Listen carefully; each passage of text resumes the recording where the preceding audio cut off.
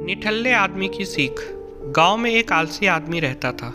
वह कुछ काम धाम नहीं करता था, बस दिन भर निठल्ला बैठकर सोचता रहता कि किसी तरह कुछ खाने को मिल जाए। एक दिन वह यूं ही घूमते घूमते आम के एक बाग में पहुंच गया। वहां रसीले आमों से लदे कई पेड़ थे। रसीले आम देख के उसके मुंह में पानी आ गया और वह आम तोड़ने वह एक पेड़ पे चढ़ गया। लेकिन जैसे ही वह पेड़ पे चढ़ा, बाग का मालिक वहां आ पहुंचा। बाग के मालिक को देख आलसी आदमी डर गया और जैसे तैसे पेड़ से उतरकर वहां से भाग खड़ा हुआ। भागते भागते वह गांव से बाहर स्थित जंगल में जा पहुंचा। वह बुरी तरह से थक गया था, इसलिए एक पेड़ के नीचे बैठकर सुस्ताने लगा। तभी उसकी नज़र एक लोमड़ी पर पड़ी। उस लोमड़ी की एक टांग टूटी हुई थी और वह लंगड़ा कर चल रही थी। लोमड़ी को देख आलसी आदमी सोचने लगा कि ऐसी हालत में भी इस जंगली जानवरों से भरे जंगल में यह लोमड़ी कैसे बच गई, इसका अब तक शिकार कैसे नहीं हुआ। जिज्ञासा में वह एक पेड़ पे चढ़ गया और वहां बैठकर देखने लगा कि अब इस लोमड़ी के साथ आगे क्या होगा। कुछ ही पल बीते थे कि पूरा जंगल शेर की भयंकर दहाड़ से गूंज उठा, जिसे सुनकर सारे जानवर डरकर भागने लगे।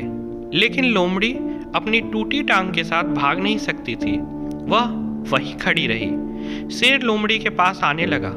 आलसी आदमी ने सोचा कि अब शेर लोमड़ी को मारकर खा जाएगा, लेकिन आगे जो हुआ वह देख कुछ अजीब था। शेर लोमड़ी के पास पहुंचकर खड़ा हो गया। उसके मुंह में मांस का एक टुकड़ा था, जिसे उसने लोमड़ी के सामने गिरा दिया। लोमड़ी इत्मीनान से मांस के उस टुकड़े को खाने लगी। थोड़ी देर बाद शेर वहां से चला गया।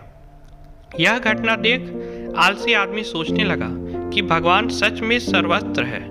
उसे धरती के समस्त प्राणियों के लिए, चाहे वह जानवर हो या इंसान, खाने पीने का प्रबंध कर सकता है। वह अपने घर लौट गया।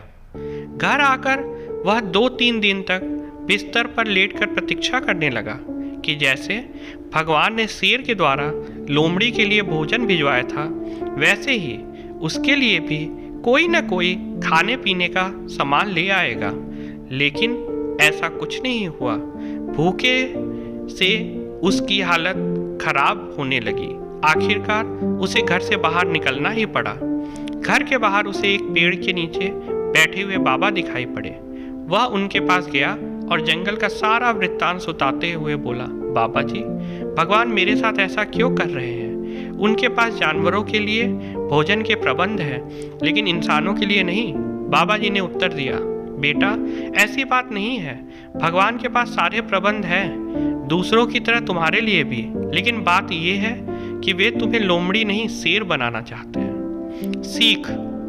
हम सब के भीतर क्षमताओं की असीम भंडार है, बस अपनी अज्ञातनावश हम उन्हें पहचान नहीं पाते और स्वयं को कमतर समझकर दूसरों की सहायता की प्रतीक्षा करते हैं। स्वयं की क्षमता पहचानिए, दूसरों की सहायता की प्रतीक्षा मत करिए।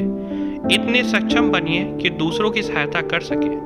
Please subscribe my channel if you are new. Thanks for watching. Please मेरा चैनल सब्सक्राइब करें।